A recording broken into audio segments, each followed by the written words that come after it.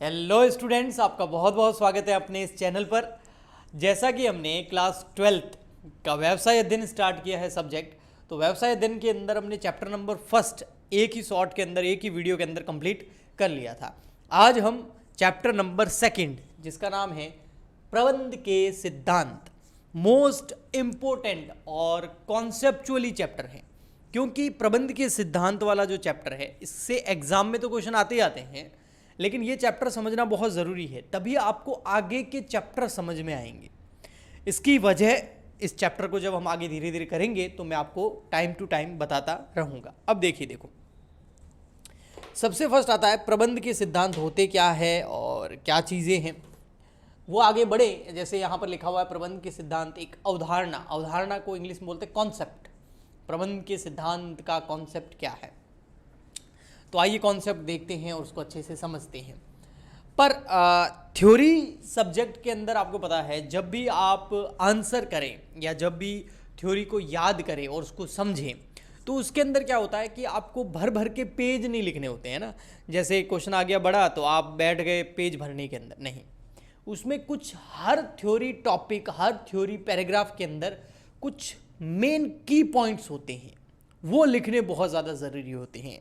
जैसे कि मैं आपको समझाता हूं, अगर प्रबंध के सिद्धांत का कॉन्सेप्ट आपको समझना है कि प्रबंध के सिद्धांत एक अवधारणा है, उस अवधारणा को आपको समझना है और प्रबंध के सिद्धांतों को समझना है, तो इसके की पॉइंट्स आपको समझने पड़ेंगे, तभी आपको प्रबंध के सिद्धांत अच्छे से समझ में आएंगे। वो की पॉइंट्स क्या है? प्रबंध के सिद्धांत जो होते हैं ना, वो निर्णय लेने में हेल्प करते हैं। प्रबंध के सिद्धांत क्या करते हैं? निर्णय लेने में सहायता करते हैं। फर्स्ट पॉइंट ये, एक व्यापार के अंदर बहुत सारे डिसीजंस लेने पड़ते हैं, बहुत सारे निर्णय लेने पड़ते हैं। क्या करना है, क्या नहीं करना है, कब करना है, कब नहीं करना है, किसको रखना है, किसको नहीं रखना है ना। बहुत ज़्यादा डिसीजंस लेने पड़ते हैं। तो उन डिसीजंस को लेने में, निर्णय लेने में प्रबंध के सिद्धांत प्रबंधक की और व्यापार की सहायता करते हैं, संगठन की हेल्प करते हैं। तो इसलिए प्रबंध के सिद्धांत बहुत ज़रूरी है हमारे लिए। नेक्स्ट आता है, प्रबंध के सिद्धांत जो होते हैं ना, वो सामान्य मार्गदर्शन है, जनरल गाइडलाइन से। सामान्य मार्गदर्शन बड़ी कोई हैवी चीज नहीं है। प्रबंध के सिद्धांत एक नॉर्मल गाइडलाइंस है। जैसे कोविड के टाइम सामान्य मार्गदर्शन आया था ना, सामान्य गाइडलाइंस आई थी ना, क्या थी कि इतने गज दूरी बना के रखें, मास्क लगा के रखें, कोरोना का टीका जरूर लगाएं, है ना।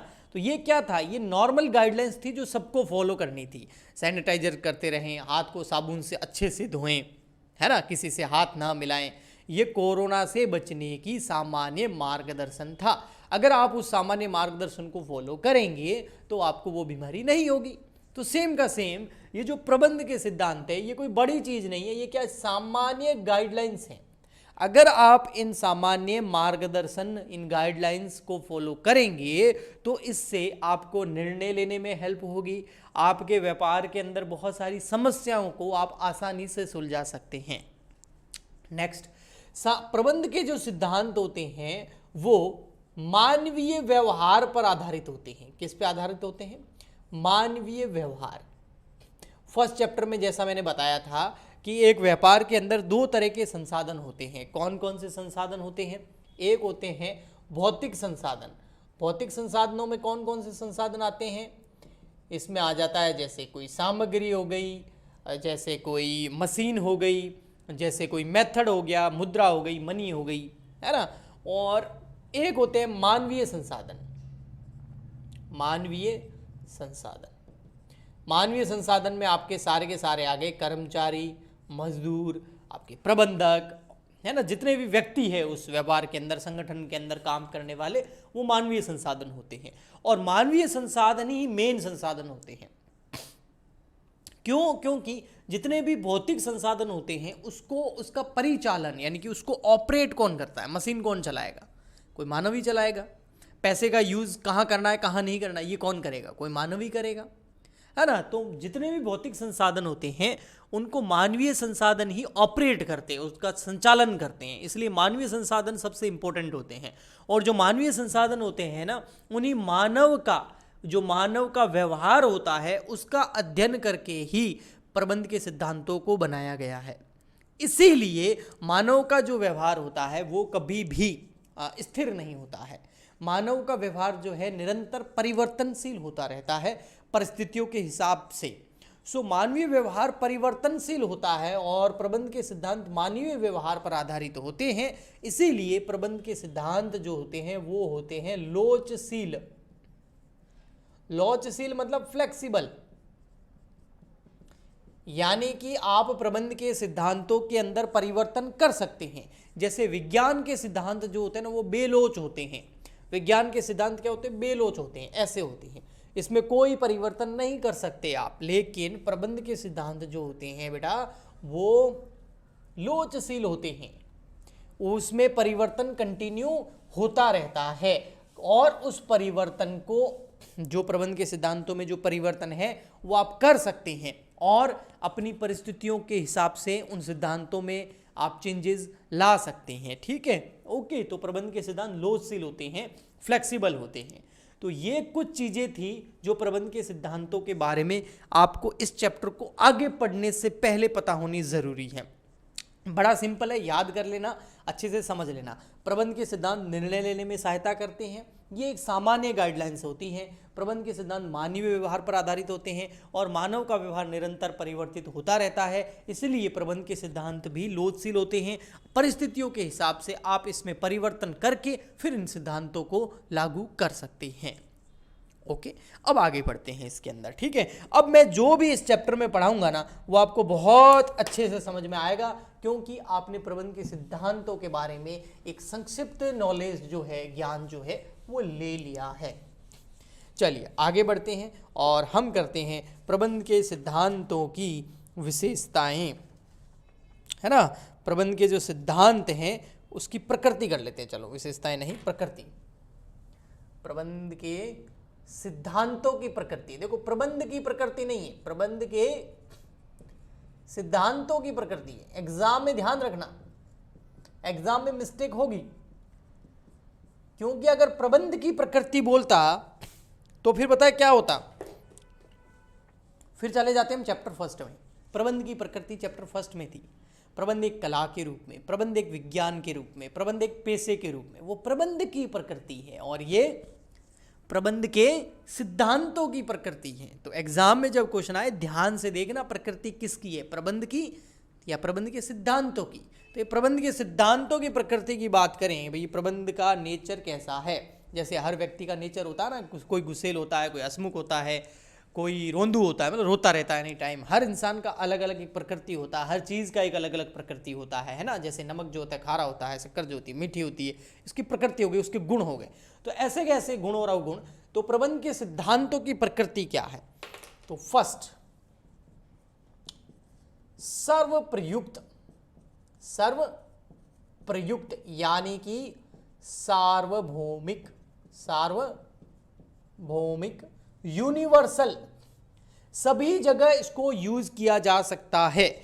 जहां कहीं भी आपको प्रबंध करने की जरूरत है और आप निर्णय लेना चाहते हैं, सामान्य गाइडलाइंस लेना चाहते हैं, तो आप प्रबंध के सिद्धांतों को वहां अपना सकते हैं। सर्वप्रयुक्त है, हर जगह प्रबंध के सिद्धांतों को अपनाया जा सकता है। चाहे आर्थिक संगठन हो, यानी कि कोई व्यापार हो, राजनीतिक संगठन हो जैसे कि बीजेपी, कांग्रेस, आप, ठीक है, धार्मिक संगठन हो, कोई सामाजिक संगठन हो, कोई भी कार्यक्रम हो, वहां अगर प्रबंध करना चाहते हैं तो आप प्रबंध के सिद्धांतों को वहां उपयोग में ला सकते हैं। पर आप उसको उपयोग में लाते टाइम उसमें परिवर्तन कर सकते हैं, वहां की संस्कृति, वहां की कल्चर, वहां की परिस्थितियों के हिसाब से। एज इट इज फॉलो करने की जरूरत नहीं है। ओके, तो ये पॉइंट लिखोगे तो एग्जाम में नंबर आ जाएंगे। नेक्स्ट है सामान्य मार्गदर्शन। जैसा कि मैंने आपको पहले बताया, प्रबंध के सिद्धांतों की प्रकृति क्या है, ये सर्वप्रयुक्त तो है पर ये सामान्य मार्गदर्शन है ना। मतलब छोटे छोटे दिशा निर्देश होते हैं, ये कोई बड़ी चीज नहीं है। नैतिकता पर आधारित होते हैं, बोलते हैं क्या सही है और क्या गलत है ना, उस पर ज़्यादा ये जोर देते हैं। अगर प्रबंध के सिद्धांतों को आप फॉलो करेंगे तो आप हमेशा नैतिकता का भी पालन करते रहेंगे, कभी भी किसी के साथ कुछ गलत नहीं होगा और आपका भी, व्यापार का भी, संगठन का भी फायदा होगा।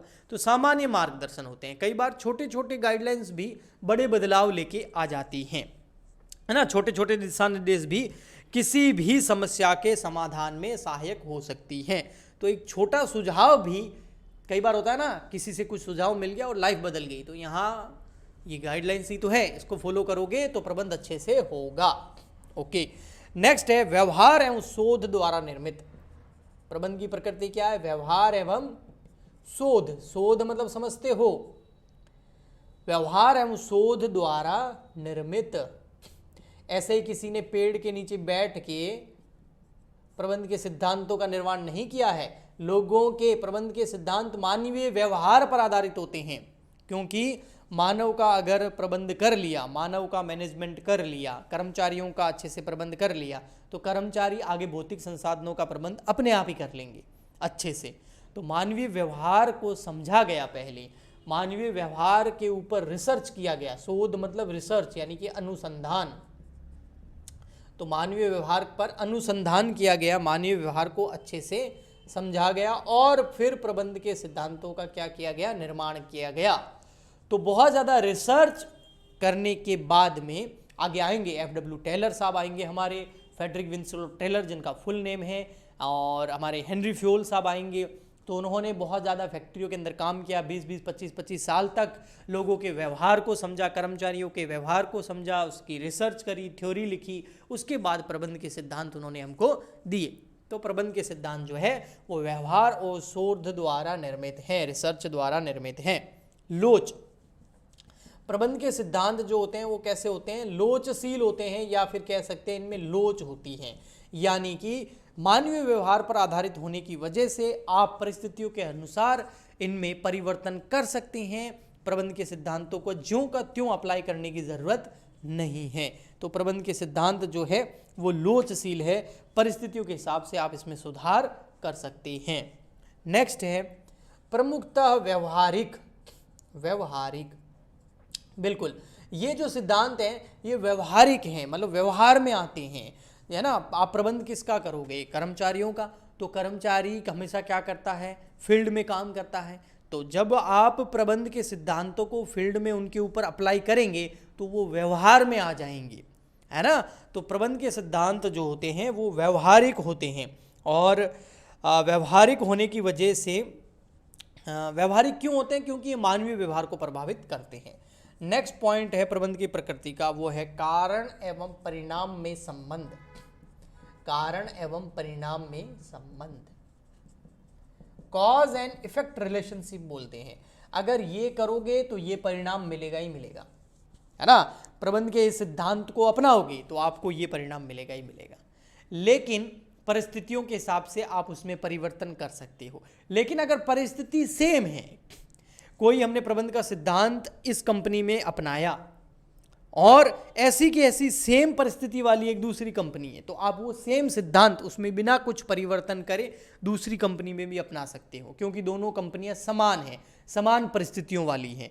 तो आपको जो ए कंपनी में रिजल्ट मिले हैं वह आपको बी कंपनी में भी रिजल्ट मिल जाएंगे। तो संबंध बताता है किसमें? कारण और परिणाम में। ये करोगे तो ये रिजल्ट आपको मिलेंगे। जैसे आप अच्छी पढ़ाई करोगे, 5-6 घंटे मेहनत करोगे, डेली बिजनेस स्टडी को अच्छे से पढ़ोगे और नोट्स बनाओगे अपने, तो आपको बिजनेस स्टडी के अंदर अच्छा रिजल्ट मिलेगा ही मिलेगा।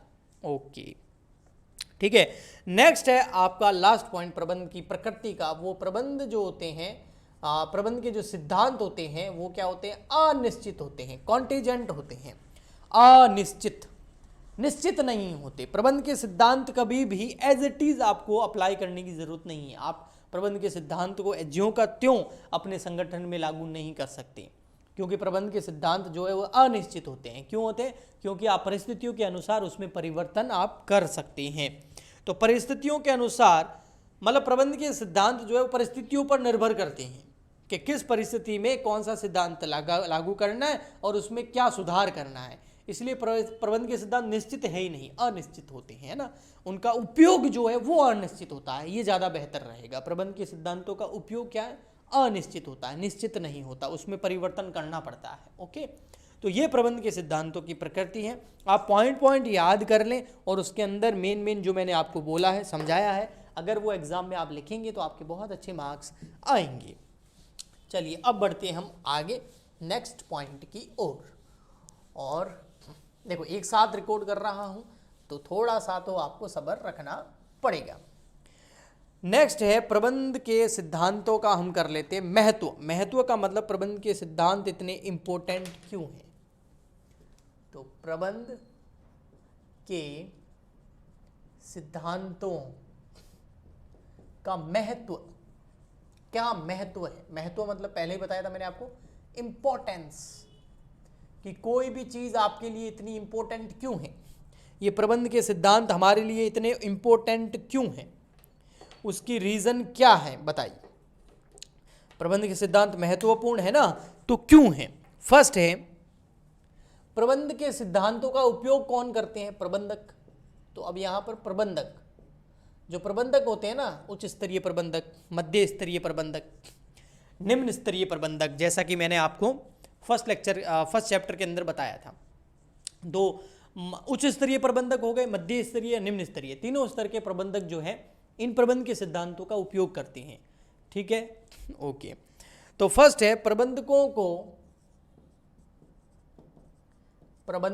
को वास्तविकता का उपयोगी सूक्ष्म ज्ञान प्रदान करना। उपयोगी सूक्ष्म ज्ञान, सूक्ष्म ज्ञान क्या होता है पता है, अभी बताऊंगा मैं आपको, देखना। सूक्ष्म ज्ञान, उपयोगी सूक्ष्म ज्ञान,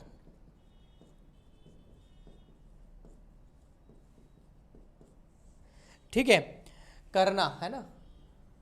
जो प्रबंध के सिद्धांत होते हैं ना, वो प्रबंधकों को वास्तविक उपयोगी सूक्ष्म ज्ञान, ऐसा ज्ञान जो वास्तविक है, जो उपयोगी है, जो सूक्ष्म है, ऐसा ज्ञान प्रबंधकों को प्रदान करते हैं। कौन, प्रबंध के सिद्धांत। मतलब अगर आप प्रबंध के सिद्धांतों का अध्ययन करेंगे और अगर आप प्रबंधक हैं तो आपको ज्ञान मिलेगा। कैसा, वास्तविक ज्ञान मिलेगा। कैसा, उपयोगी ज्ञान मिलेगा। कैसा, सूक्ष्म ज्ञान मिलेगा। सूक्ष्म ज्ञान क्या होता है, सूक्ष्म ज्ञान वो ज्ञान होता है जो ऐसे ही नहीं प्राप्त होता, उसके लिए आपको अच्छे से पढ़ना पड़ता है, डीपली स्टडी करनी पड़ती है, तब आपको सूक्ष्म ज्ञान प्रदान होता है। जैसे भगवान कृष्ण ने जो गीता में ज्ञान प्रदान किया है वो सूक्ष्म ज्ञान है ना। वो अवेलेबल तो है लेकिन ऐसे ही कोई प्राप्त नहीं कर सकता, उसके लिए एक जगह बैठ के अच्छे से गीता को पढ़ना पड़ेगा और किसी गुरु से आपको जो है गाइडेंस भी लेनी पड़ेगी, मार्गदर्शन भी लेना पड़ेगा, तब आप उस गीता के सूक्ष्म ज्ञान को प्राप्त कर पाएंगे। और आप उसको जितनी बार पढ़ेंगे उतनी बार आपको उससे कुछ और नया सीखने को मिलेगा। तो गीता जो है वो भगवान का जो गाया हुआ गीत है वो सूक्ष्म ज्ञान प्रदान करता है। तो ऐसे कैसे प्रबंध के सिद्धांत जो हैं वो प्रबंध कैसे करना है उसके बारे में आपको सूक्ष्म ज्ञान प्रदान करेंगे, जो वास्तविकता में आपके उपयोग आएगा, रियल में आप उसका उपयोग करके आप उससे परिणाम प्राप्त कर सकते हैं। ओके, तो इसीलिए प्रबंध के सिद्धांत हमारे लिए बहुत ज़्यादा उपयोगी हैं। नेक्स्ट है संसाधनों का अधिकतम उपयोग। अगर प्रबंध के सिद्धांतों के हिसाब से अगर कोई प्रबंधक चलेगा तो वो संसाधनों का अधिकतम उपयोग कर पाएगा। अधिकतम उपयोग, कौन कौन से संसाधनों का अधिकतम उपयोग कर पाएगा? दो तरीके के संसाधन, एक मानवीय और एक भौतिक। मतलब क्या हुआ? मतलब ये हुआ, जैसे मानव की बात कर लेते हैं, इंसान की, ह्यूमन रिसोर्स जिसको बोलते हैं। जो मानवीय संसाधन होते हैं वो उसका अधिकतम उपयोग करने का मतलब क्या हो गया? बोला ना, संसाधनों का अधिकतम उपयोग। दो तरह के संसाधन होते हैं जैसा मैंने पहले ही बताया आपको। तो मानवीय संसाधनों का अधिकतम उपयोग करने का मतलब होता है कि अगर कोई व्यक्ति, मान लेते हैं 1 घंटे के अंदर कोई प्रोडक्ट बना रहा है 10, बट अगर उसका सही से मैनेज किया जाए, उस व्यक्ति का सही से प्रबंध किया जाए, प्रबंध के सिद्धांतों के हिसाब से उसको गाइड किया जाए, तो वो समय की बचत करके अपनी एफिशिएंसी को बढ़ा करके वो हो सकता है कि अब ज़्यादा प्रोडक्ट बनाए। जैसे 1 घंटे में पहले 10 बना रहा था तो हो सकता है 12 बना ले। तो ये क्या हो गया? उस मानवीय संसाधन का अधिकतम उपयोग हो गया। वो कहीं टाइम वेस्ट कर रहा था वो बंद हो जाएगा। अगर वो डीमोटिवेट था तो मोटिवेट हो जाएगा, उसकी एफिशिएंसी बढ़ जाएगी। अगर उसको ट्रेनिंग की ज़रूरत है तो ट्रेनिंग दिलवा दी तो अब और स्पीड से काम करेगा वो। और इसकी कोई भी समस्या है तो उसका निदान यानी कि समाधान अगर कर दिया जाए तो उसकी एफिशिएंसी बढ़ जाएगी और वह ज़्यादा काम कर पाएगा व्यापार के लिए। तो ऐसे मानवीय संसाधनों का अधिकतम उपयोग, और मानवीय संसाधनों का अधिकतम उपयोग करने के बाद भौतिक संसाधनों का अधिकतम उपयोग कर सकते हैं। कैसे? अगर प्रबंध के सिद्धांतों की पालना की जाए तो जो भौतिक संसाधन है वो अब ज़्यादा कैपेसिटी से, क्षमता से काम करेंगे। जैसे एक मशीन है, उसकी टोटल कैपेसिटी है एक महीने के अंदर वो 10,000 यूनिट बना सकती हैं, 10,000 ऐसे चीज़ें बना सकती, कितनी? 10,000। लेकिन आप 9,000 ही बना रहे हैं। इसका मतलब आप उस मशीन का अधिकतम उपयोग नहीं कर रहे हैं। तो आपको पूरा 10,000 का प्रोडक्शन कर पाएंगे जब आप प्रबंध के सिद्धांतों का उपयोग करेंगे। तो इस तरीके से मानवीय और भौतिक संसाधनों का आप अधिकतम उपयोग करेंगे। अगर जो संसाधन होते हैं उनका अधिकतम उपयोग किया जाता है और बड़े पैमाने पर उत्पादन किया जाता है तो उससे लागत में कमी आती है, लागत में कमी आती है। मैं इसको आपको एग्जाम्पल से समझाता हूँ, कॉस्ट में कमी कैसे आती है। फॉर एग्जाम्पल के लिए ये एक रूम है जिसको मैंने किराए पे ले रखा है और मैं यहाँ पर बच्चों को पढ़ाता हूँ, और इस रूम का जो किराया है वो मान लेते हैं एग्जाम्पल के लिए 10,000 रुपये पर महीना है। अब मेरे पास एक ही स्टूडेंट आ रहा है, तो आप बताओ मेरी कॉस्ट पर स्टूडेंट कितनी आ रही है ना? 10,000 रुपये मान लेते हैं, लाइट पानी वगैरह सब इसमें शामिल है। अगर मेरे पास 2 स्टूडेंट आ रहे हैं तो अब मेरी कॉस्ट कितनी आ रही है? 5,000 पर स्टूडेंट। अगर मेरे पास 10 स्टूडेंट आने लग जाए तो 100 रुपये पर स्टूडेंट। जैसे जैसे स्टूडेंट की संख्या बढ़ती जाएगी वैसे पर स्टूडेंट देखोगे तो कॉस्ट क्या होती जाएगी? कम होती जाएगी, है ना? यानी कि अगर एक स्टूडेंट आ रहा है तो अगर मैं उससे 10,000 रुपये लूंगा तब जाके एक महीने का मेरा खर्चा निकलेगा। लेकिन 2 स्टूडेंट आ जाते तो 5-5 भी ले सकता हूँ, 4,000 तो 2,500 भी ले सकता हूँ, 10,000 तो 1,000 भी लेके काम चल सकता है। तो देखो स्टूडेंट्स को वो एजुकेशन जो है वो सस्ता मिल रहा है अगर बड़े लेवल पर स्टूडेंट्स आ जाए तो। ऐसे कैसे किसी भी व्यापार के अंदर बड़े लेवल पर अगर प्रोडक्शन किया जाए, उत्पादन किया जाए, संसाधनों का अधिकतम उपयोग किया जाए तो जो प्रोडक्ट बनता है उसकी कॉस्ट कम आती है। और जब किसी प्रोडक्ट की कॉस्ट कम आती है ना तो वो सस्ते में अवेलेबल हो पाता है और इससे समाज का भी भला होता है और वो जो हमने प्रोडक्ट बनाया वो सभी को अवेलेबल हो पाता है। तो ये और व्यापार का लाभ भी अधिक होता है। कॉस्ट कम आएगी तो प्रॉफिट मार्जिन ज़्यादा जोड़ सकते हैं। तो संसाधनों का अधिकतम उपयोग करने से ये लाभ होते हैं और अगर आप प्रबंध के सिद्धांतों का उपयोग करेंगे तो आपके संसाधनों का अधिकतम उपयोग संभव है। नेक्स्ट है वैज्ञानिक निर्णय। प्रबंध के सिद्धांत, सबसे पहले मैंने बताया था कि प्रबंध के सिद्धांत जो है वो आपको निर्णय लेने में सहायता करते हैं। लेकिन निर्णय पे कौन से? वैज्ञानिक निर्णय, कोई लल्लू पंजू निर्णय नहीं, वैज्ञानिक साइंटिफिक डिसीजन, है ना, जिसके ऊपर, क्योंकि प्रबंध के सिद्धांतों को बनाने में बहुत लंबा टाइम लगा है, बहुत रिसर्च की गई है।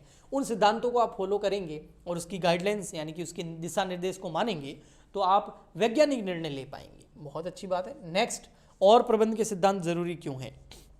बदलती पर्यावरण आवश्यकताओं को पूरा करना। देखो प्रबंध के सिद्धांत जो, देखो सबसे पहले तो यहां पर 2 चीजें हैं, यहां पर 2 पॉइंट हैं जिसमें आपको कंफ्यूज नहीं होना। देखो एक क्या है? पर्यावरण, और एक है हमारे प्रबंध के सिद्धांत। 2 चीजें हैं। देखो प्रबंध के सिद्धांत हम पढ़ रहे हैं तो एक तो पर्यावरण है। पर्यावरण क्या है? चैप्टर नंबर 3 में हम पढ़ेंगे व्यावसायिक पर्यावरण, पूरा चैप्टर इसके ऊपर ही। पर्यावरण मतलब व्यावसायिक पर्यावरण। तो व्यावसायिक पर्यावरण जो है उसमें आर्थिक पर्यावरण, राजनीतिक पर्यावरण, सामाजिक पर्यावरण, है ना, ये सारे शामिल होते हैं और वो निरंतर परिवर्तनशील हो। तकनीकी पर्यावरण, टेक्नोलॉजी कंटिन्यू चेंज होती रहती है ना। तो ओके, तो ये जो पर्यावरण है ये निरंतर बदलता रहता है जिसकी वजह से व्यापार की आवश्यकताओं में भी परिवर्तन होता रहता है। लेकिन प्रबंध के जो सिद्धांत होते हैं ना ये हमारी उल्टा ही इसमें हेल्प करेंगे, क्योंकि प्रबंध के सिद्धांत क्या बोलते हैं? आप प्रबंध के सिद्धांतों में अपनी आवश्यकताओं के अनुसार जो आपके पर्यावरण में बदलाव हो रहे हैं, राजनीति स्तर पर, आर्थिक, सामाजिक, धार्मिक या फिर सांस्कृतिक या फिर आपका तकनीकी, तो जो भी परिवर्तन हो रहे हैं आप उस हिसाब से प्रबंध के सिद्धांतों में भी परिवर्तन करके उसको लागू कर सकते हैं।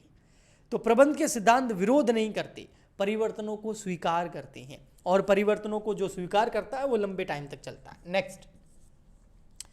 नेक्स्ट है आपका लास्ट, सामाजिक उत्तरदायित्वों को पूरा करना। प्रबंध के सिद्धांत क्या करते हैं? सामाजिक उत्तरदायित्व, सोशल रेस्पॉन्सिबिलिटी बोलते हैं इसको, उत्तरदायित्वों को पूरा करते हैं। अगर आप प्रबंध के सिद्धांतों को फॉलो करोगे ना, तो प्रबंध के सिद्धांत जो है ना वो वैल्यूज पे आधारित हैं, मूल्यों पर, नैतिकता पर आधारित है ना। तो उससे आप व्यापार में लाभ तो कमाओगे, लेकिन कभी भी समाज के साथ कुछ गलत नहीं करोगे। समाज को हमेशा आप सपोर्ट करोगे। आपका व्यापार, आपका संगठन समाज के प्रति हमेशा जागरूक रहेगा, उसको सपोर्ट करेगा, रोजगार अवेलेबल कराएगा, कम कीमत के अंदर अच्छी किस्म की वस्तुएं अवेलेबल कराएगा, और समाज के जो पिछड़े वर्ग हैं उनकी हेल्प करेगा, उनको शिक्षा, उनको जो हॉस्पिटलिटी है यानी कि उनको जो स्वास्थ्य सुविधाएं हैं वो प्रदान करने की कोशिश करेगा, और समाज के जीवन स्तर को ऊपर उठाने की कोशिश करेगा। अगर आप एक ऐसा व्यापार बनना चाहते हैं जो समाज को हमेशा सपोर्ट करे, समाज के सामाजिक उत्तरदायित्वों को पूरा करें, तो आपको प्रबंध के सिद्धांतों को हमेशा फॉलो करना चाहिए। तो ये है प्रबंध के सिद्धांतों का महत्व, इसलिए प्रबंध के सिद्धांत बहुत ज़्यादा उपयोगी है। नेक्स्ट आते हैं, बहुत सुन लिया प्रबंध के सिद्धांत, प्रबंध के सिद्धांत, प्रबंध के सिद्धांत। चलो सर ये तो बताओ कि प्रबंध के सिद्धांत है कौन कौन से। तो प्रबंध के सिद्धांत दो प्रकार के हैं, एक है प्रशासनिक प्रबंध के सिद्धांत, एक है वैज्ञानिक प्रबंध के सिद्धांत। अब हम चैप्टर के बिल्कुल सेंटर में पहुंच चुके हैं। देखो प्रबंध के सिद्धांत हमारे बुक के अंदर दो हैं। प्रबंध के सिद्धांत कौन कौन से हैं? प्रबंध के सिद्धांत दो अवधारणाओं पर आधारित है। एक प्रबंध के सिद्धांत है वैज्ञानिक प्रबंध के सिद्धांत। किसके? वैज्ञानिक प्रबंध के सिद्धांत।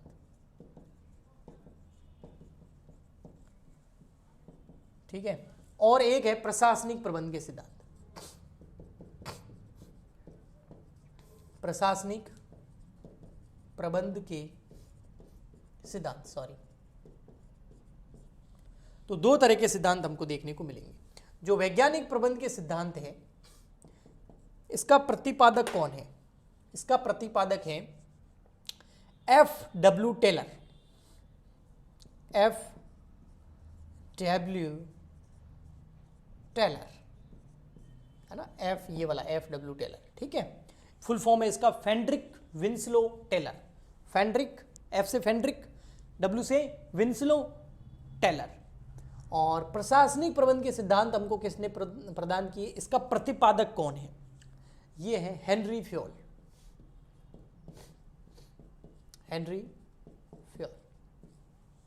F.W. टेलर ने हमको वैज्ञानिक प्रबंध के सिद्धांत प्रदान किए। अगर एग्जाम में क्वेश्चन आ जाए कि वैज्ञानिक प्रबंध के प्रतिपादक कौन है, तो F.W. टेलर। एग्जाम में क्वेश्चन आ जाए F.W. टेलर की फुल फॉर्म बताइए, फेड्रिक विंसलो टेलर। ओके, लिखूं यहां पर? आप बोलो तो लिख देते हैं, फेड्रिक विंसलो टेलर। अगर एग्जाम में क्वेश्चन आ जाए कि प्रशासनिक प्रबंध के सिद्धांत के प्रतिपादक कौन है, तो हेनरी फ्योल। वैज्ञानिक प्रबंध के सिद्धांत जो F.W. टेलर ने दिए वो है टोटल 4 संख्या में, और हेनरी फ्योल ने सिद्धांत जो दिए वो है टोटल, यहां पर 4 लिखो, इसके आगे 1 लगा दो, 14। तो 4 सिद्धांत वैज्ञानिक प्रबंध के हैं, साइंटिफिक मैनेजमेंट के, और 14 है एडमिनिस्ट्रेशन के यानी कि प्रशासनिक प्रबंध के सिद्धांत। ओके, तो अब ये सिद्धांत हम डिटेल में करेंगे, लेकिन उससे पहले हम समझते हैं जो हमारे F.W. टेलर साहब है उनके बारे में। F.W. टेलर साहब का फुल फॉर्म तो मैंने आपको बता दिया, फेड्रिक विंसलो टेलर। थोड़ा बहुत इनके बारे में और एग्जाम में क्या क्या आ सकता है जो F.W. टेलर हैं उनके बारे में जानते हैं।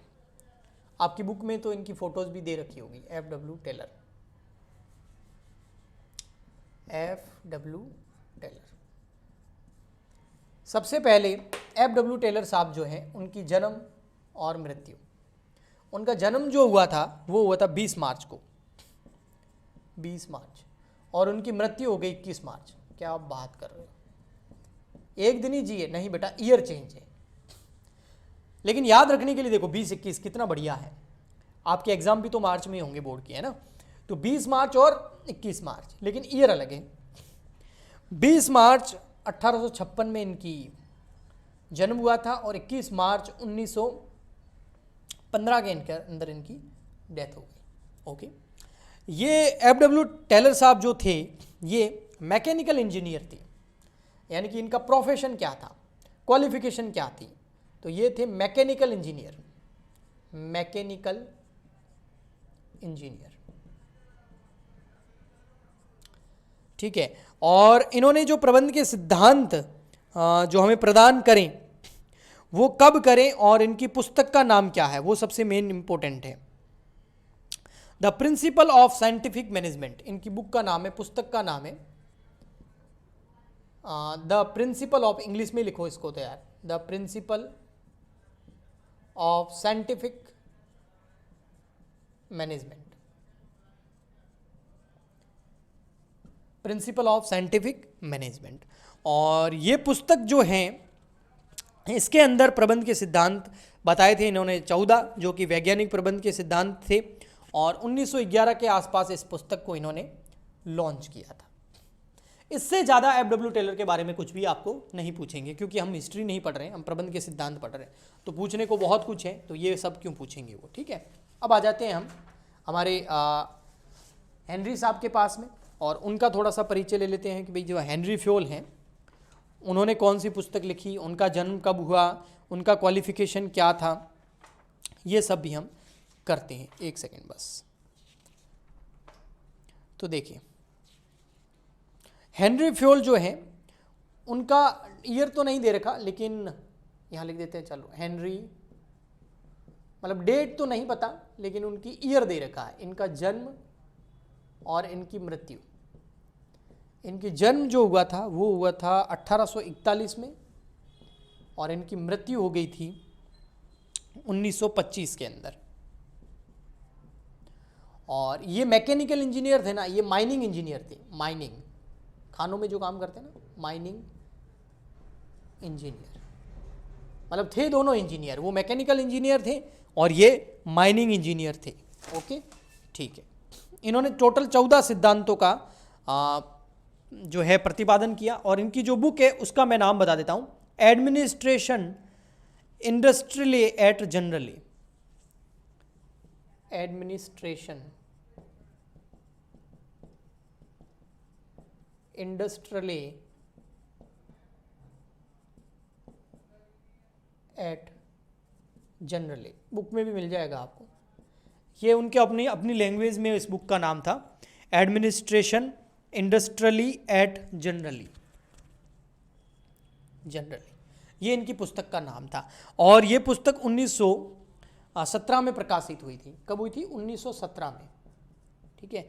और उसके बाद में 1949 में इसका अंग्रेजी में अनुवाद हुआ, और पूरी दुनिया ने ये 14 सिद्धांत दुनिया के सामने आए जब इसका अंग्रेजी में अनुवाद हुआ। अंग्रेजी में इसका अनुवाद कब हुआ था? 1949 में। और अंग्रेजों ने जो है जनरल एंड इंडस्ट्रियल मैनेजमेंट इस पुस्तक का नाम कर दिया गया। क्या किया? जनरल एंड इंडस्ट्रियल मैनेजमेंट,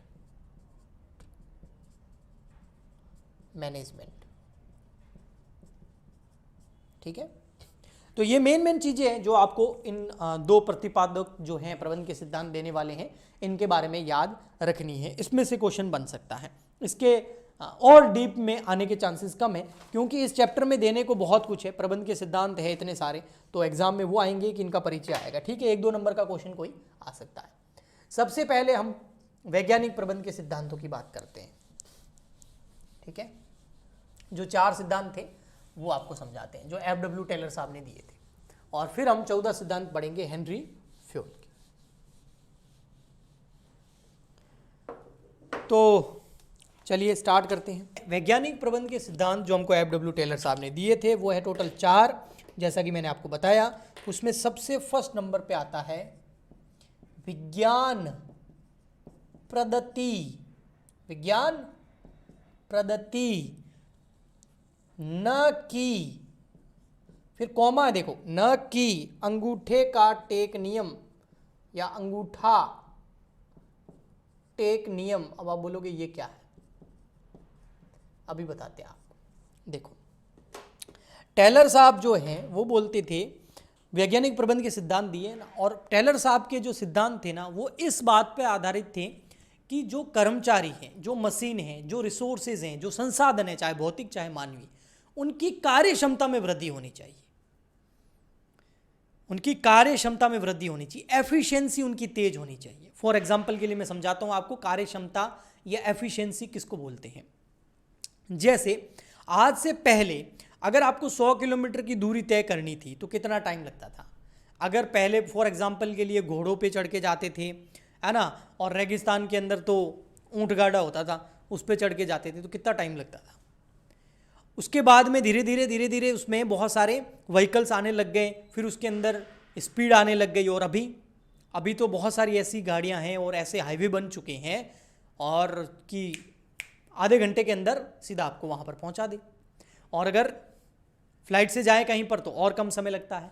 यानी कि एफिशिएंसी मतलब अब उस दूरी को तय करने में कम टाइम लग रहा है। तो किसी भी काम को करने में एफिशिएंसी मतलब कार्य क्षमता इतनी बढ़ा दो, ऐसे तरीके यूज करो, साइंस का इस तरीके से उपयोग करो कि कार्य क्षमता बढ़ जाए, अब वो जल्दी जल्दी काम होने लग जाए, पहले से कम टाइम में अच्छा काम हो जाए। ओके, तो विज्ञान पद्धति यूज करो, साइंस का कोई मेथड यूज करो, न कि अंगूठे का टेक नियम। अंगूठे का टेक नियम का मतलब यह है कि आप उत्पादन कर रहे हो या कुछ भी काम कर रहे हो, उसमें एक ऐसी विधि, ऐसा तरीका, ऐसा मेथड आप उपयोग में ला रहे हो जिसका कोई सर पैर नहीं है। कोई आपसे पूछे कि ऐसा क्यों कर रहे हैं, कि हमारे पड़ोस वाले ऐसा कर रहे हैं। अच्छा, पड़ोस वाले आप ऐसा क्यों कर रहे हैं? कि हमारे परिवार में ऐसा ही कर रहे हैं। तुम्हारे परिवार में ऐसा, हमारे दादा ऐसे कर रहे थे, परदादा ऐसे कर, हम भी ऐसे करेंगे। वो अंगूठे का टेक नियम हो गया। किसी ने दिमाग नहीं लगाया कि यार इसको इस तरीके से भी तो किया जा सकता है, नहीं वैसे ही करना। ये अंगूठे का टेक नियम हो गया। वो तथ्यों पर आधारित नहीं होता, सत्य पर आधारित नहीं होता, उसके कोई फैक्ट्स नहीं होते, बस बाकी कर रहे हैं इसलिए हम भी कर रहे हैं। जैसे फॉर एग्जाम्पल के लिए बहुत सारे लोग हैं कि बिल्ली रास्ता काट जाए तो अब आगे नहीं जाएंगे। अच्छा, क्यों नहीं जाएंगे भैया? बिल्ली में क्या था? ऐसा कोई बम बम लगा हुआ था? कोई माइंस बिछा दिए कि उड़ जाओगे आप लोग? नहीं। हमारे परिवार वाले मानते हैं, मान्यताओं पर आधारित होते हैं। मेन मान लिया है ऐसा कि अब कुछ गलत हो जाएगा तो वास्तव में हो गई। लेकिन मेरे जैसे लोग तो निकलते हैं भगवान का नाम लेके, चलो कुछ नहीं होता। ठीक है, तो कहने का मतलब ये है आपको अंगूठे का टेक नियम फॉलो नहीं करना है। अगर ऐसी पद्धति यूज आ रही है तो आपको फैक्ट्स और तथ्यों पर ध्यान देना है और उसके अंदर परिवर्तन करने हैं। जो भी आप ऐसा नियम यूज कर रहे हैं जिसका कोई सर पैर नहीं है, कि जिसके कोई तथ्य नहीं है, तो आप उनके तथ्यों पे जाइए और उस अंगूठे के टेक नियम को विज्ञान पद्धति में बदल दीजिए। और अगर वो अंगूठे का टेक नियम जो आप मेथड यूज कर रहे हैं वो विज्ञान की पद्धति में कन्वर्ट नहीं हो रहा है तो उसको बंद कीजिए और उसकी जगह कोई दूसरा मेथड बनाइए जो कि साइंटिफिक हो, जिसके कुछ तथ्य हो। ऐसा क्यों कर रहे हैं? इस वजह से ऐसा कर रहे हैं। ऐसा क्यों कर रहे हैं? इस वजह से ऐसा कर रहे हैं। इससे ये रिजल्ट मिलेगा, इससे ये परिणाम मिलेगा। तो उसको बोलते हैं विज्ञान पद्धति, न कि अंगूठे का टेक नियम। तो आपको साइंटिफिक मेथड यूज करना है। अब साइंटिफिक मेथड आप कैसे यूज करेंगे? इसके लिए आपको क्या करना पड़ेगा? जो भी आप नियम यूज कर रहे हैं, जैसे अंगूठे का टेक नियम यूज कर रहे हैं, तो आपको उसका अध्ययन करना पड़ेगा। या जो भी नया मेथड आपने यूज किया, आपको उसकी स्टडी करनी पड़ेगी, आपको उसका विश्लेषण करना पड़ेगा, एनालिसिस करना पड़ेगा, उसके तथ्यों पे आपको जाना पड़ेगा। तो जब आप विश्लेषण करेंगे, जब आप अध्ययन करेंगे, तो आप क्या करेंगे? अंगूठे के टेक नियम की जगह एक परिवर्तन करके एक ऐसा नियम बनाएंगे जो कि विज्ञान पद्धति पर आधारित होगा, जो कि तथ्यों पर आधारित होगा कि ऐसा इसलिए कर रहे हैं क्योंकि इसके ये फैक्ट है, ये तथ्य हैं। और उससे आपकी कार्य क्षमता जो है वो बढ़ जाएगी, चाहे वो कर्मचारियों की हो, यानी कि भौतिक संसाधन या मानवीय संसाधन, जो भी संसाधन है उनकी कार्य क्षमता बढ़ जाएगी। और टेलर का यही मानना है कि कार्य क्षमता बढ़ाओ तो आपका उत्पादन भी बढ़ेगा और आपके व्यापार को लाभ होगा। ओके, ठीक है। फिर जो नया मेथड आपने बनाया है उसे पूरे संगठन के अंदर आपको लागू करना चाहिए। नेक्स्ट आपका पॉइंट जो आता है, जो हमने FW टेलर ने दिया, वो है सहयोग। सहयोग न कि टकराव। टकराव समझते हो? विवाद, डिस्प्यूट, लड़ाई झगड़े, है ना, मन मुटाव, वो नहीं होना चाहिए। उसकी जगह क्या होना चाहिए? सहयोग। तो यहाँ कॉमा है बेटा, देखो, सहयोग न कि टकराव, है ना। सास बहू वाला गेम जो है वो आपको व्यापार के अंदर नहीं खेलना है। रूठना, मनाना, है ना, और इसके अलावा क्या बोलते हैं उसको, कोई किसी प्रकार का विवाद, है ना, और लड़ाई झगड़े, वो नहीं करने। टकराव जितने भी होते हैं जिससे विवाद होने की संभावना हो, वो हटाओ, उसकी जगह क्या करो? सहयोग। अब सहयोग कैसे कर सकते हैं, तो सहयोग आप कैसे कर सकते हैं उसका एक शब्द आपकी बुक के अंदर भी लिखा हुआ है और हमें FW टेलर साहब ने बताया है, वो है टकराव टालकर आप सहयोग कब उत्पन्न कर सकते हैं। तो वो जब आप उत्पन्न कर सकते हैं जब आप लाते हैं मानसिक क्रांति।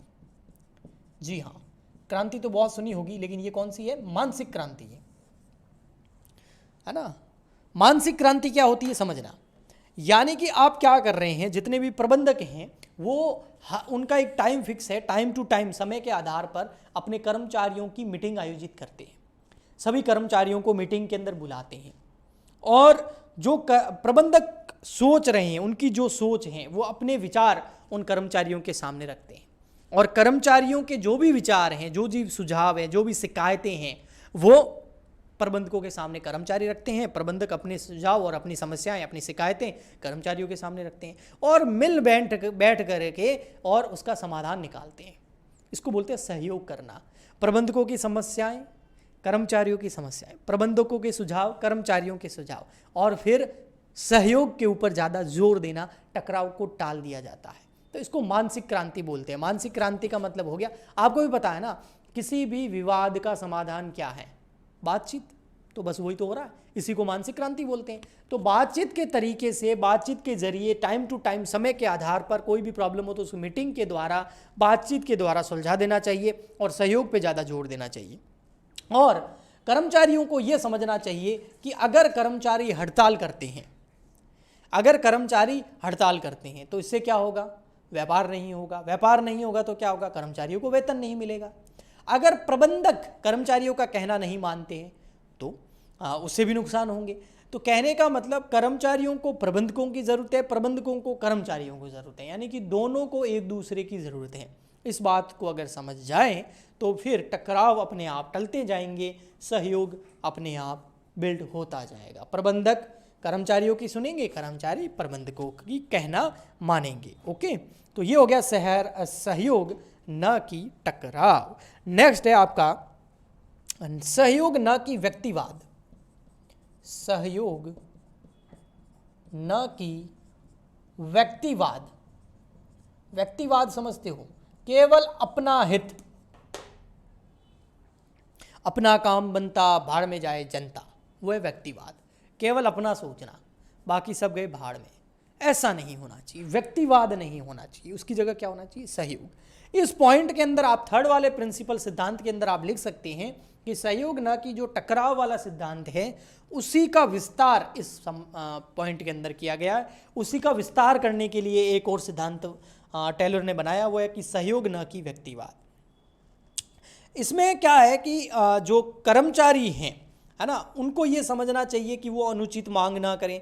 प्रबंध को भी ये समझना चाहिए कि उनसे कुछ अनुचित कार्य ना करवाएं, ठीक है। और प्रतियोगिता के स्थान पर सहयोग को लेके आ जाएं और जहां पर पर्सनल हित हो, पर्सनल हित समझते हो, व्यक्तिगत हित हो, उसको त्याग देना चाहिए और सामाजिक या सामूहिक हित के ऊपर ज़्यादा ध्यान देना चाहिए, जिसमें सबका हित हो वो काम करना चाहिए।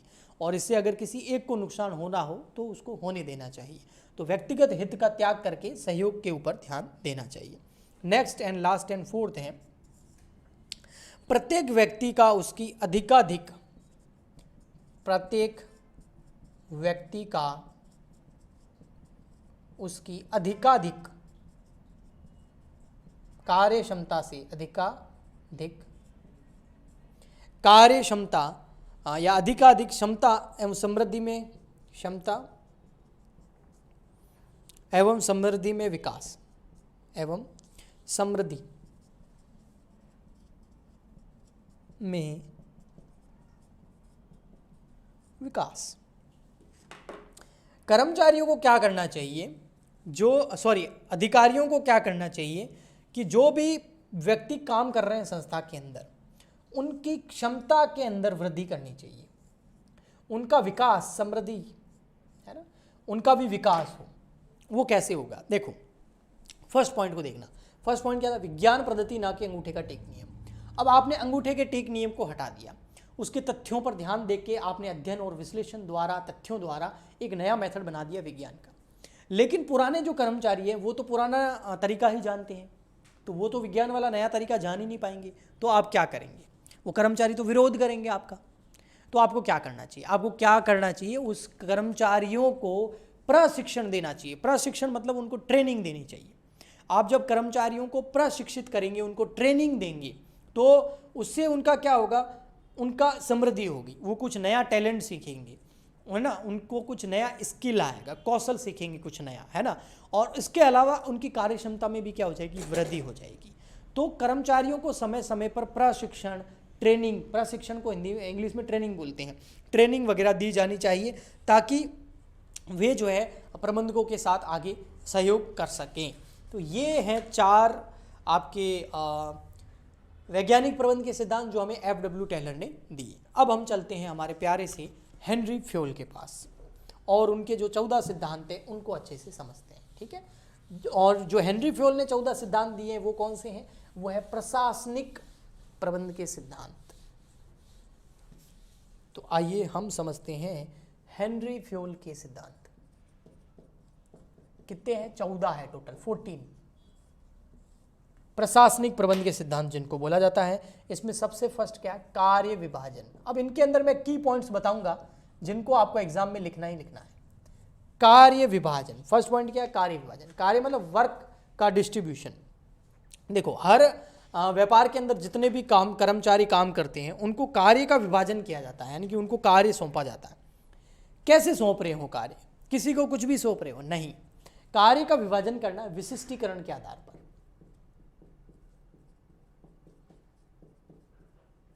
यानी कि जो व्यक्ति जिस कार्य को करने के लिए योग्य है उसे वही कार्य सौंपना, योग्यता के आधार पर, आप समझ सकते हैं। मेन पॉइंट है इसके अंदर विशिष्टीकरण। विशिष्टीकरण का मतलब क्या है, जो व्यक्ति जिस काम को करने के लिए योग्य है, जो व्यक्ति जिस काम को करने का विशेषज्ञ है, उसे वो काम दो। इससे वो काम आपका बहुत ही अच्छे तरीके से और जल्दी फटाफट वो निपटा देगा, है ना, रिजल्ट बहुत अच्छा मिलेगा, ठीक है, ओके। जैसे बच्चों का डॉक्टर है तो वो बड़ों का इलाज नहीं करता, बड़ों का डॉक्टर जो बच्चों का इलाज नहीं करता है ना, जो सर्जन होता है वो फिजिशियन वाला काम नहीं करता, वो सर्जरी वाला काम करता है, ऐसा है ना। तो हर कोई जिसका विशेषज्ञ है उसको वो काम देंगे तो रिजल्ट मिलेगा ना, है ना, ओके। नेक्स्ट आता है आपका फिर सेकंड नंबर जो सिद्धांत है, अधिकार एवं उत्तरदायित्व। अधिकार एवं उत्तरदायित्व, यह सिद्धांत बोलता है कि आप अगर किसी कर्मचारी को, कर्मचारी बोलो या अधीनस्थ बोलो, अधीनस्थ पता है कौन होते हैं, अधिकारी के नीचे काम करने वाले व्यक्ति जो होते हैं वो अधीनस्थ बोला जाता है, सबऑर्डिनेट्स इंग्लिश में बोला जाता है। तो जो भी अधीनस्थ होते हैं उनको जब आप कोई काम दो तो उस काम से रिलेटेड अधिकार और उत्तरदायित्व दोनों सौंपो। जैसे फॉर एग्जाम्पल के लिए घरों में शादी होती है ना, तो क्या करते हैं, हाँ भैया छोटू आजा, ये ले, ये पैसे पकड़ और डीजे वाले का और घोड़ी वाले का इंतजाम तेरे को करना है, ठीक है, और ये पैसे पकड़ और ये तेरा अधिकार है, तेरे को इसमें कोई डिस्टर्ब नहीं करेगा, कोई तेरे को इसमें राय नहीं देगा, तू तेरे हिसाब से डीजे वाले का और घोड़ी वाले का अरेंजमेंट कर ले, ये अधिकार दे दिया। साथ साथ में अधिकार नहीं, उत्तरदायित्व भी दो, वो देते भी है घर वाले। अगर डीजे बजाने में बजते बजते बंद हो जाए या घोड़ी वाला टाइम पे नहीं आए तो उस छोटू की फिर मालिश हो जाती है। आता जाता जो निकम्मा है वो भी उसको जाके सुना के जाएगा, क्योंकि वो उसका उत्तरदायित्व था, रेस्पॉन्सिबिलिटी थी कि उसको हर हाल में उस काम को पूरा करना है। तो जब भी किसी व्यक्ति को कोई आप काम सौंपते हैं, कोई कार्य सौंपते हैं, तो उससे रिलेटेड उसे जब अधिकार देते हैं, है ना, तो उससे रिलेटेड उसे उत्तरदायित्व भी सौंपे जाने चाहिए। अगर उत्तरदायित्व दे रहे हैं तो उससे रिलेटेड उसे अधिकार भी दिए जाने चाहिए, ओके। नेक्स्ट आता है थर्ड, अनुशासन। सबसे ज्यादा इंपॉर्टेंट है अनुशासन, यानी कि डिसिप्लिन। अनुशासन सबसे ज्यादा इंपॉर्टेंट है। अगर किसी व्यापार के अंदर अनुशासन नहीं हो तो फिर वहां काम नहीं होगा। अनुशासन कब होता है, जब आरपी इन आरपी होता है, right person in right position, जब सही व्यक्ति सही स्थान पर मिल जाए, okay, right product in right position, जब सही वस्तु सही स्थान पर मिल जाए तब अनुशासन अपने आप क्रिएट हो जाता है। सही व्यक्ति कहाँ होना चाहिए, सही स्थान पर, जिस व्यक्ति का जो स्थान है वो वहाँ मिलना चाहिए और जो वस्तु जहाँ होनी चाहिए वहीं होनी चाहिए, उसको यूज़ करके वापस उधर रखो, अपने आप डिसिप्लिन, अनुशासन वगैरह आ जाता है।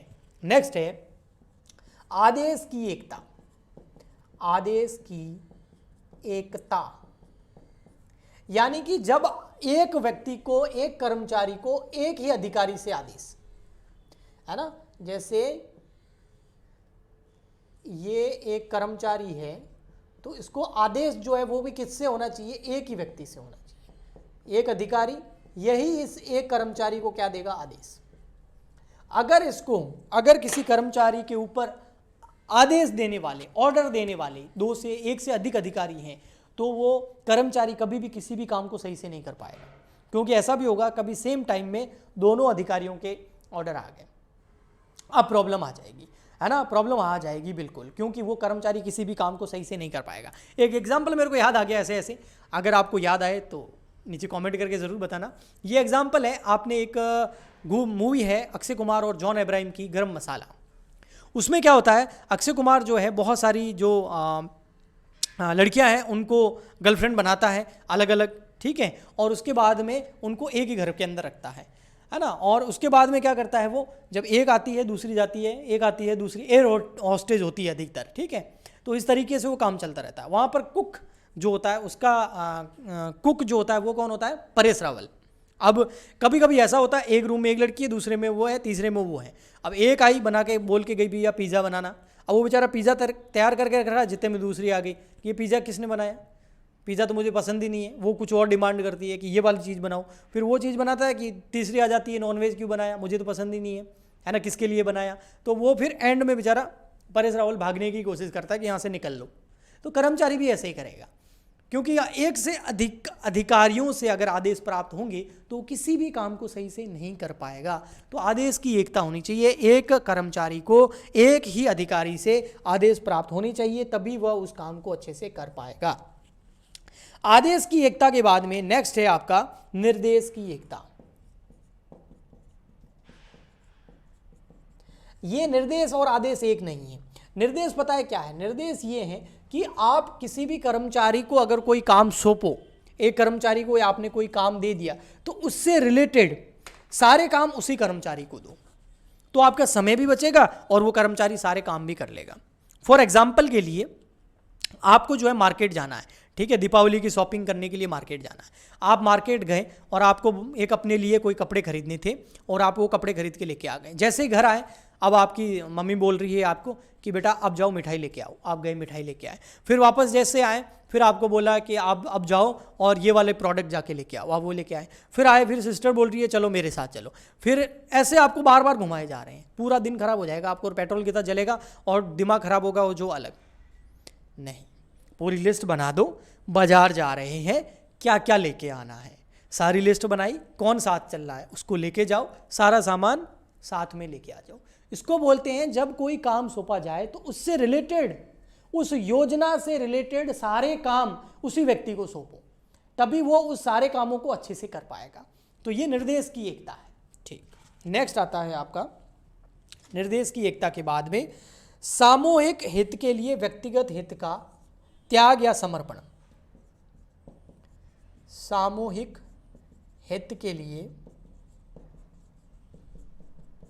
व्यक्तिगत हित का समर्पण। ठीक है, मतलब जहां पर सभी का हित हो वहां पर व्यक्तिगत लालच को छोड़ देना चाहिए। व्यक्तिगत लालच को छोड़ देना। एक तरफ है कि एक जने का भला होगा लेकिन 1000 जनों का नुकसान हो जाएगा, और एक तरफ है कि एक जने का नुकसान होगा थोड़ा सा लेकिन उन 1000 जनों का भला हो जाएगा। तो यहाँ पर एक का नुकसान होने देना चाहिए, है ना। ओके, जैसे होता है ना गरीब परिवारों के अंदर ऐसा होता है कि अगर किसी को गंभीर बीमारी हो जाए, कोई बड़ी बीमारी हो जाए कि अब उसकी बचने के कोई चांसेस नहीं है, 1-2 महीने का उसके पास टाइम है। अब एक तो तरीका है कि घर वगैरह, जायदाद, ज़मीन वगैरह, खेत वेत सब बेच बिचा के रोड पे आ जाएं और उसका इलाज कराएं, और उसके बाद में भी उसके बचने की संभावना नहीं है। गरीबों में ऐसा होता है, लेकिन दूसरा उनकी मजबूरी होती है। इससे अच्छा अब 1 महीना ही बचा हुआ है, सब मरे, इससे अच्छा जो जाने वाला है उसको जाने दो, भगवान की मर्जी समझ के। नहीं तो अगर उसको बचा लिया तो बाकी सब मर जाएंगे, ठीक है, क्योंकि रोड पे आ जाएंगे ना, फिर सब बिक जाएगा। गरीबी बड़ी खतरनाक होती है, ठीक है। तो सामूहिक हित के लिए व्यक्तिगत हित का क्या कर देना चाहिए, समर्पण कर देना चाहिए। ऐसे एग्जाम्पल याद आया तो मैंने बोल दिया। नेक्स्ट है आपका कर्मचारियों को प्रतिफल। कर्मचारियों को प्रतिफल, प्रतिफल मतलब समझते हो, कर्मचारियों को दिया जाने वाला वेतन, बोनस, कमीशन। कर्मचारियों को उचित प्रतिफल दिया जाना चाहिए। उचित प्रतिफल की डेफिनेशन क्या है, परिभाषा क्या है? उचित का मतलब इतना कि वो अपना गुजारा कर सके। लेकिन इसमें एक चीज और ध्यान रखनी चाहिए, उचित प्रतिफल जो दिया जा रहा है, जो सैलरी, वेतन, बोनस, कमीशन, पारिश्रमिक, प्रतिफल जो कर्मचारी सर्विस दे रहा है उसके बदले में उसको दे रहे हैं, वो नियोक्ता यानी कि व्यापार यानी कि कंपनी की सीमाओं से बाहर नहीं होना चाहिए, उसकी क्षमता से बाहर नहीं होना चाहिए। क्षमता मतलब उसकी कैपेसिटी से बाहर नहीं होना चाहिए। उचित प्रतिफल इतना वो होता है जो कर्मचारी के लिए भी उचित हो और कंपनी के लिए भी उचित हो। कंपनी अगर अपनी क्षमता से बाहर अगर उनको सैलरी दे देगी तो फिर वो भी काम सही नहीं है। तो उचित प्रतिफल मतलब दोनों के लिए जो सही हो। ओके, नेक्स्ट आता है अगला पॉइंट आपका सिद्धांत नंबर 8, केंद्रीयकरण एवं विकेंद्रीयकरण, यानी कि सेंट्रलाइजेशन और डिसेंट्रलाइजेशन। यह आपके व्यापार के आकार पर निर्भर करता है। अगर आपके व्यापार का आकार छोटा है तो आप केंद्रीकरण अपनाएंगे, अगर आपके व्यापार का आकार बहुत बड़ा है तो विकेंद्रीकरण अपनाएंगे। यानी कि आपकी एक ही दुकान है तो केंद्रीकरण, आपकी 1000 दुकानें हैं तो विकेंद्रीकरण। क्या होता है केंद्रीकरण और विकेंद्रीकरण? यहाँ पर अधिकार और उत्तरदायित्वों से रिलेटेड है। अगर आपका छोटा सा व्यापार है, 2 जने काम करते हैं, तो आप केंद्रीकरण अपनाइए। सारे के सारे अधिकार जो है, मालिक जो शक्तियाँ हैं, पावर है, जो निर्णय लेने की हैं, वो सब अपने पास में रखेगा। उसके अलावा कोई दूसरा डिसीजन नहीं ले सकता, क्योंकि 2 जने हैं, क्या पूछ लेगा। लेकिन विकेंद्रीकरण है, व्यापार बहुत बड़ा है, 1000 से ज़्यादा ब्रांचेज हैं, 100 से ज़्यादा ब्रांचेज हैं, तो वहाँ पर हर चीज़ मालिक से थोड़ी पूछेंगे, फिर मालिक तो मर जाएगा ना बेचारा। यहाँ पर जैसे जियो का जो जियो है, उस जो आप कनेक्शन यूज़ करते हो, अगर उसकी आपकी डेटा सही से काम नहीं कर रहा है तो मुकेश अंबानी को फ़ोन करोगे क्या? नहीं। किसको फ़ोन करोगे? उसकी जो कस्टमर केयर है उनको फ़ोन करेंगे। और मुकेश अंबानी ने उन कस्टमर केयर के जो अधिकारी हैं उनको ये राइट दे रखा है, अधिकार दे रखा है कि आप जो भी हमारे ग्राहक हैं उनकी समस्याओं का समाधान करो, है ना। तो विकेंद्रीकरण का मतलब होता है अधिकारों का प्रत्यायोजन, मतलब अधिकार अपने अधीनस्थों को सौंपना। क्यों? सारे के सारे अधिकार अगर अपने पास में रख लिए तो आप उनको पूरा अच्छे से काम नहीं कर पाएंगे। तो वो डिपेंड करता है कि अधिकारों का केंद्रीकरण करना या विकेंद्रीकरण व्यापार के आकार के ऊपर। ओके, नेक्स्ट और 9th नंबर आपका जो पॉइंट है वो है सोपान श्रृंखला। सोपान श्रृंखला, अब ये सोपान श्रृंखला क्या है ये मैं आपको इधर बना के बताता हूं, थोड़ा सा इधर करना, ठीक है। यहां बनाता हूं सोपान श्रृंखला, ये इस तरीके से होती है सोपान श्रृंखला। इसमें जो संप्रेषण है वो किस लेवल पे होगा, कैसे होगा, वो डिसाइड किया हुआ होता है। संप्रेषण यानी कि कम्युनिकेशन। जैसे सबसे बड़ा अधिकारी है ए किससे कम्युनिकेट करेगा? बी से। बी किससे करेगा? फिर सी से। सी किससे करेगा? डी से। डी किससे करेगा? ई से। ई किससे करेगा? एफ से। फिर यहाँ एक और लेयर है जी, एच, आई, ये सारे अधिकारी हैं, जे और के। या फिर आप समझ सकते हैं ये लोग जो हैं ये सारे के सारे प्रबंधक या कर्मचारी हैं। अगर ए को कुछ भी ऑर्डर देना है तो किसको देगा? बी को और जी को। फिर बी आगे उस ऑर्डर को, आदेश को किसको देगा? सी को। फिर आगे ई को, फिर आगे एफ को। यानी कि कभी भी ए जो है डायरेक्ट एफ को आदेश या निर्देश नहीं देगा, और यहाँ पर ए जो है डायरेक्ट के को नहीं देगा, वो एच को भी नहीं दे सकता। ये इसको बताएगा, ये इसको। मतलब आपके संप्रेषण का, आदेश और निर्देश देने का जो कम्युनिकेशन का लेवल है वो कैसे होगा? ये ऊपर से नीचे की ओर आते हैं आदेश निर्देश, ऊपर से नीचे की ओर। और जब भी कोई सुझाव या शिकायत जानी है तो वो नीचे से ऊपर की ओर जाएगी। मतलब के को अगर कुछ भी सुझाव ए को देना है तो डायरेक्ट नहीं दे सकता, वो जी को बोलेगा, जी आई को, आई एच को, एच जी को, इसको ऐसे ऐसे चलेगा। आई ये जे है, सॉरी जी, ठीक है। तो इस तरीके, इसको सोपान श्रृंखला बोलते हैं। कई बार बीच में एक ऐसा भी आ जाता है कि वो बीच में अगर विषम परिस्थितियां होती हैं तो आपस में भी टॉक कर सकते हैं, ठीक है। इसको बोलते हैं सोपान श्रृंखला। नेक्स्ट है आपका 10वां नंबर पॉइंट, वो है व्यवस्था, है ना। व्यवस्था में वही है RP in RP, right person in right position and right product in right place, सही व्यक्ति सही स्थान पे होना चाहिए और सही वस्तु सही स्थान पे होना चाहिए, है ना। तो आपकी व्यवस्था बनी रहेगी। जैसे हमारे घर में कोई भी चीज़ हमें नहीं मिलती है ना, वो क्यों नहीं मिलती है पता है? वो इसलिए नहीं मिलती है क्योंकि हम उस वस्तु को वहाँ से उठा तो लेते हैं लेकिन उसको वापस जाके उस स्थान पे रखते नहीं हैं। यूज़ करके अगर वस्तु का जो स्थान है उसे उसी स्थान पर रख दिया जाए तो कभी भी व्यवस्था बिगड़ेगी नहीं, हमेशा बनी रहेगी। जितने भी बड़े बड़े गवर्नमेंट डिपार्टमेंट होते हैं उसमें अगर हर व्यक्ति हर अधिकारी समय पर, जैसे 10 बजे ऑफिस का आने का टाइम है, 6 बजे का जाने का टाइम है, बीच में 1 घंटा लंच होता है, तो वो 10 से 6 सही तरीके से अपनी ड्यूटी करे और अपने स्थान पे लगा रहे तो बहुत सारे काम आसानी से हो जाएंगे। लेकिन ऐसा होता नहीं है, वो बीच बीच में गायब होता रहता है। ओके, तो व्यवस्था अगर नहीं है तो वो तभी होता है जब जिस व्यक्ति का जो स्थान है अगर वो स्थान पे उस टाइम होता नहीं है जब उसे होना चाहिए, और जो वस्तु जिस स्थान पे जिस टाइम होनी चाहिए अगर उस टाइम अवेलेबल नहीं है तो आपकी व्यवस्था बिगड़ जाएगी, फिर प्रबंध काहे का, मैनेजमेंट हो ही नहीं पाएगा। नेक्स्ट आता है आपका व्यवस्था के बाद में समता।